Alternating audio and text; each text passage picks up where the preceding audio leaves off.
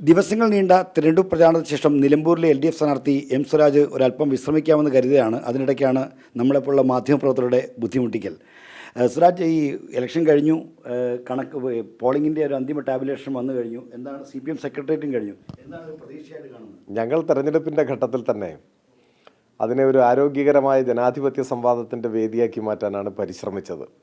നാടിനെയും ജനങ്ങളെയും ബാധിക്കുന്ന വിഷയങ്ങൾ ചർച്ച ചെയ്യുക, നാടിൻ്റെ വികസനം, ജനങ്ങളുടെ ക്ഷേമം, ജനങ്ങൾ നേരിടുന്ന പ്രശ്നങ്ങൾ, കേരളത്തിലെ ഗവൺമെൻറ് നടപ്പാക്കുന്ന പദ്ധതികൾ, ഇത്തരം കാര്യങ്ങളാണ് ചർച്ച ചെയ്യാൻ ആഗ്രഹിച്ചത്. ആദ്യാവസാനം ഞങ്ങൾ അതിൽ കേന്ദ്രീകരിച്ചാണ് മുൻപോട്ട് പോയത്. വിവാദങ്ങൾ ഉണ്ടാക്കാനുള്ള ശ്രമം ഞങ്ങളെ എതിർക്കുന്നവർ പലതവണ നടത്തിയെങ്കിലും ഞങ്ങൾ അതിലൊന്നും കയറി പിടിക്കുകയോ അതിൻ്റെ പുറകെ പോവുകയോ ചെയ്തില്ല. ചില ഘട്ടങ്ങളിൽ ചില ഓർമ്മപ്പെടുത്തലുകളോ ചില നിലപാടുകളോ പറയേണ്ടി വന്നു എന്ന് മാത്രം. എങ്കിലും ആദ്യാവസാനം ഇതിനെ ഒരു രാഷ്ട്രീയ പോരാട്ടമാക്കി ഉയർത്തിക്കൊണ്ടുവരാനുള്ള ഞങ്ങളുടെ നിലപാട് മുറുകെ പിടിച്ചുകൊണ്ട് ഞങ്ങൾ മുൻപോട്ട് പോയി. അതിൽ ഞങ്ങൾക്ക് വലിയ ചാരിതാർത്ഥ്യമുണ്ട്, അഭിമാനമുണ്ട്. ജനങ്ങളുടെ മുൻപാകെ ഇത്തരം കാര്യങ്ങൾ അവതരിപ്പിച്ചപ്പോൾ അവർ വലിയ പിന്തുണയാണ് അതിന് നൽകിയത്. സ്വാഭാവികമായും അത് തെരഞ്ഞെടുപ്പ് ഫലത്തിൽ പ്രതിഫലിക്കും എന്ന് തന്നെ ഞങ്ങൾ ഉറച്ചു കരുതുന്നു. ഇടതുപക്ഷം മികച്ച നിലയിൽ നിലമ്പൂരിൽ വിജയിക്കും എന്ന പ്രതീക്ഷയുടെയും അടിസ്ഥാനം അതാണ്. വോട്ടിൻ്റെ ഭൂരിപക്ഷ കണക്കൊക്കെ വരുന്നുണ്ടല്ലോ മണ്ഡലത്തിൽ നിന്ന്, അതൊക്കെ എങ്ങനെയാണ്? അതൊക്കെ എൻ്റെ അറിവിൽപ്പെട്ട കാര്യമല്ല.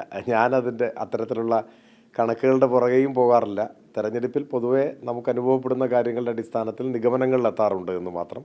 അത് മികച്ച നിലയിൽ ഇടതുപക്ഷത്തെ നിലമ്പൂരിലെ ജനങ്ങൾ അംഗീകരിക്കും എന്ന ഉറച്ച പ്രതീക്ഷയാണ് ഞങ്ങൾക്കുള്ളത്. കണക്കുകളൊക്കെ പലരും പലതരം കണക്കുകളും പറയുന്നുണ്ട്. ഞാനതൊന്നും അത്ര ഗൗരവത്തിലെടുക്കുന്ന ഒരാളല്ല. ഈ നമ്മുടെ പ്രചാരണത്തിലേക്ക് വന്നാൽ സ്വന്തം നാട്ടിൽ മത്സരിക്കുന്നത് ഒരു അനുഭവമാണല്ലോ. താങ്കൾ നിലമ്പൂരുകാരനാണെങ്കിലും കുറച്ചു കാലമായി സംസ്ഥാന രാഷ്ട്രീയത്തിൽ നേതൃതലത്തിൽ പ്രവർത്തിക്കുന്ന ഒരാളാണ്. അപ്പോൾ ഈ നാട്ടിലെ മത്സരത്തിൻ്റെ ഒരു അനുഭവം എന്താണ്? ഈ പ്രചാരണം, നീണ്ട യാത്രകൾ.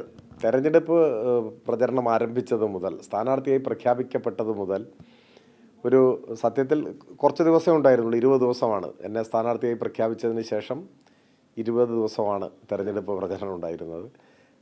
പ്രതീക്ഷയിൽ കവിഞ്ഞ പിന്തുണയും ഐക്യദാർഢ്യവുമാണ് മണ്ഡലത്തിലുടനീളം കിട്ടിയത്. വലിയ സ്നേഹവും കരുതലും മണ്ഡലത്തിലെ ജനങ്ങൾ പ്രകടിപ്പിച്ചു. അത് തീർച്ചയായും തെരഞ്ഞെടുപ്പ് രംഗത്തെ ഒരു വലിയ അനുഭവമായിരുന്നു. അത് ഓർമ്മിക്കത്തക്ക അനുഭവമാണത്.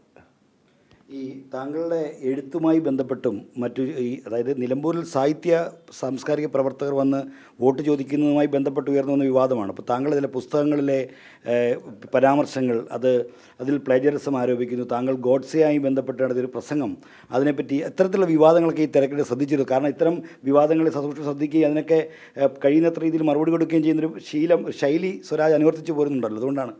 അല്ല, തെരഞ്ഞെടുപ്പ് സമയത്ത് ഞാനതൊന്നും ശ്രദ്ധിച്ചിട്ടില്ല. അത് കഴിഞ്ഞപ്പോൾ ചില ആളുകൾ സൂചിപ്പിച്ചെന്ന് മാത്രം. അതിനൊന്നും മറുപടി ആവശ്യമില്ലെന്ന് എനിക്ക് തോന്നുന്നു. ഒന്ന്, ഞാൻ എഴുതിയ പുസ്തകമാണെങ്കിൽ തെരഞ്ഞെടുപ്പിൻ്റെ പശ്ചാത്തലത്തിൽ എഴുതിയൊന്നുമല്ല, എത്രയോ വർഷമായി എഴുതിയിട്ട്. എനിക്ക് തോന്നുന്നു അതിൻ്റെ 14 പതിപ്പോ ഇറങ്ങി. ഇപ്പോഴാണ് ആരോപണങ്ങൾ വരുന്നത്. അത് തെരഞ്ഞെടുപ്പുമായിട്ട് എന്ത് ബന്ധമെന്നുള്ളതാണ്. പിന്നെ പൊതുവേ തന്നെ മലിന മനസ്കരുടെ ചിന്തകൾക്കൊന്നും ഞാൻ മറുപടി പറയാറില്ല. ഞാനതിനൊന്നും ഗൗനിക്കാറ് തന്നെയില്ല. അത് പറഞ്ഞ കാര്യങ്ങളും എഴുതിയ കാര്യങ്ങളിലൊക്കെ പൂർണ്ണമായിട്ട് എൻ്റെ ബോധ്യങ്ങളാണ്. അതിൽ ഞാൻ അടിയുറച്ച് നിൽക്കുന്നു. ഇനിയിപ്പോൾ ഗോഡ്സെ ഗാന്ധിയെ കൊന്നില്ല എന്ന് പറഞ്ഞ് തീസിസ് വന്നാൽ നമ്മളതിന് പ്രതികരിക്കാൻ നിൽക്കണം. പോയി പണി നോക്കാൻ പറയാമെന്നല്ലാതെ അതിലൂടെ ഒന്നും മറുപടി പറയേണ്ട കാര്യമേ ഇല്ല, ആവശ്യമേ ഇല്ല എന്ന് എനിക്ക് തോന്നുന്നു. അതൊക്കെ ജനങ്ങൾ വിലയിരുത്തിക്കൊള്ളും. ഇതിനെയൊന്നും ഞാനങ്ങനെ ഗൗനിക്കുന്നതേ ഇല്ല. ഇത്തരത്തിലുള്ള എന്താ പറയുക, ഈ വികൃത മനസ്കരുടെ നമ്മളിപ്പോൾ നടന്നു പോകുന്നൊരു വഴിയിൽ എന്തെങ്കിലും മാലിന്യം കണ്ടാൽ എന്താ ചെയ്യുക? ആളുകൾ എന്ത് ചെയ്യുമെന്ന് എനിക്കറിയില്ല. ഞാൻ വഴി മാറി നടന്നു പോവുക ചെയ്യുക, അത്രയേ ഉള്ളൂ. ഈ താങ്കൾക്ക് ഈ പാർലമെൻ്ററി രാഷ്ട്രീയം മാത്രമല്ല, ഒരു ഇടതുപക്ഷ പ്രവർത്തകൻ്റെ കർമ്മമണ്ഡലം എന്ന് താങ്കൾ പലപ്പോഴും പറയുന്ന ആളാണ്, പ്രസംഗിക്കാറൊക്കെ ഉണ്ട്. അപ്പോൾ ഈ ഇലക്ഷനും മത്സരിക്കാൻ തീരെ താല്പര്യമില്ലായിരുന്നു കേട്ടത് ശരിയാണ്? അങ്ങനെയല്ല. അതിൽ ഞാനിപ്പോൾ ഒരു രാഷ്ട്രീയ പാർട്ടിയുടെ ഭാഗമായി പ്രവർത്തിക്കുകയാണല്ലോ, CPIMൻ്റെ ഭാഗമായി പ്രവർത്തിക്കുകയാണ്. അപ്പോൾ CPIM തീരുമാനങ്ങൾ ഞാൻ കൂടി അംഗമായിട്ടുള്ള ഒരു കമ്മിറ്റിയാണ് കൈക്കൊള്ളുന്നത്. അപ്പോൾ എൻ്റെ കൂടി അഭിപ്രായം ആ വേദിയിൽ പറയാനുള്ള അവസരവും എനിക്കുണ്ട്. അപ്പോൾ പൊതുവായി പാർട്ടി ചർച്ച ചെയ്തെടുക്കുന്ന ഏത് തീരുമാനവും എൻ്റെ കൂടി തീരുമാനമാണ്. അപ്പോൾ പാർലമെൻ്ററി ജനാധിപത്യത്തിൽ സജീവമായിട്ട് ഇടപെടുന്ന ഒരു പാർട്ടി എന്ന നിലയിൽ ചിലപ്പോൾ നമുക്ക് മത്സരിക്കേണ്ടിയൊക്കെ വരും. അപ്പോൾ അവിടെ വ്യക്തിപരമായിട്ടുള്ള നമ്മുടെ ഇഷ്ടാനിഷ്ടങ്ങൾക്കൊന്നും പ്രസക്തിയില്ല. അപ്പോൾ തെരഞ്ഞെടുപ്പ് രാഷ്ട്രീയത്തെക്കാൾ കൂടുതൽ സംഘടനാപരമായിട്ടുള്ള ചുമതലകൾ നിർവഹിക്കുന്നതിലാണ് എനിക്ക് പൊതുവെ താല്പര്യമുള്ളത്. എന്നാൽ തെരഞ്ഞെടുപ്പ് രാഷ്ട്രീയത്തിൻ്റെ ഭാഗമായി നിൽക്കുന്ന പാർട്ടിയുടെ പൊതുവായ അഭിപ്രായങ്ങൾ ഉയർന്നു വരുമ്പോൾ ആ അഭിപ്രായവും നടപ്പിലാക്കാൻ എനിക്ക് ഉത്തരവാദിത്വമുണ്ട്. അത്രയേ ഉള്ളൂ ആ കാര്യം. നിലമ്പൂരിൽ മത്സരം ആഗ്രഹിച്ചിരുന്നോ, പ്രതീക്ഷിച്ചിരുന്നോ? അല്ല, ഞാൻ എവിടെയും മത്സരിക്കാൻ പ്രതീക്ഷിക്കുന്ന ഒരാളൊന്നുമല്ല.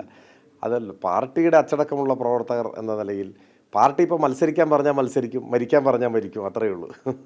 ഈ അവസാനമായി അച്ഛനും ഭയങ്കര പൊളിറ്റിക്കലാണെന്ന് തോന്നുന്നു. കാരണം ഞങ്ങൾ മാധ്യമപ്രവർത്തകരുടെ ഈ ലൈവുമായി ബന്ധപ്പെട്ട ചില ചോദ്യങ്ങൾക്കിടയിൽ വോട്ട് ചെയ്യാൻ നിന്നപ്പോൾ ഞാൻ പണ്ടേ വോട്ട് ചെയ്തത് അച്ഛന് നല്ല പൊളിറ്റിക്കലാണെന്ന് തോന്നുന്നു. അങ്ങനെ അച്ഛനൊരു സാധാരണ നാട്ടിൻപുറത്തുള്ള ഒരാളാണ്. അപ്പോൾ ഒന്നാമത് എനിക്ക് ഇത്തരത്തിൽ ഇപ്പോൾ തെരഞ്ഞെടുപ്പിൽ മത്സരിക്കുന്നു എന്നതുകൊണ്ട് അച്ഛൻ്റെ അഭിപ്രായം, സഹോദരിയുടെ അഭിപ്രായം, ഭാര്യയുടെ അഭിപ്രായം, അതൊക്കെ ഒരു വലിയ അത്രയ്ക്ക് തെരഞ്ഞെടുപ്പിൽ അനിവാര്യമായ ഒരു മാധ്യമപ്രവർത്തനമാണെന്നും കരുതുന്ന ഒരാളല്ല ഞാൻ. അവരോട് ചോദിക്കുമ്പോൾ അവർക്ക് മറുപടി പറയാതിരിക്കാൻ പറ്റില്ല. അവർ മറുപടി പറയുമെന്നല്ലാതെ തെരഞ്ഞെടുപ്പിനെ നമ്മൾ അതിൻ്റെ ഒരു രാഷ്ട്രീയ ഉള്ളടക്കത്തോടു കൂടിയാണ് കാണേണ്ടത്. സ്ഥാനാർത്ഥിയുടെ കുടുംബാംഗങ്ങളുടെ അഭിപ്രായങ്ങൾ എടുത്തു കൊടുക്കുന്നതൊക്കെ അതൊരു പൈങ്കിളി മാധ്യമപ്രവർത്തനം പോലെയാണ് എനിക്ക് തോന്നിയിട്ടുള്ളത്. പിന്നെ അച്ഛനോട് ചോദിക്കുമ്പോൾ അച്ഛൻ്റെ മറുപടി, ഭാര്യയോട് ചോദിച്ചാൽ ഭാര്യയുടെ മറുപടി പറയുന്നുള്ളൂ. അതിനൊന്നും തിരഞ്ഞെടുപ്പ് രംഗത്ത് അങ്ങനെ വലിയൊരു പ്രാധാന്യം ഉണ്ടെന്ന് എനിക്ക് തോന്നുന്നില്ല. ഒരു ദേശാഭിമാനിയുടെ റെസിഡൻറ്റ് കൂടിയാണ് എം സ്വരാജ്. അപ്പോൾ സ്വരാജ് മാധ്യമപ്രവർത്തനവുമായി ബന്ധപ്പെട്ട അദ്ദേഹത്തിൻ്റെ ഒരു വീക്ഷണം കൂടിയാണ് ഇവിടെ പങ്കുവച്ചത്. തിരുവനന്തപുരത്ത് നിന്ന് സന്തോഷ് ചേകർക്കൊപ്പം ആർ ശ്രീജിത്ത്, 24.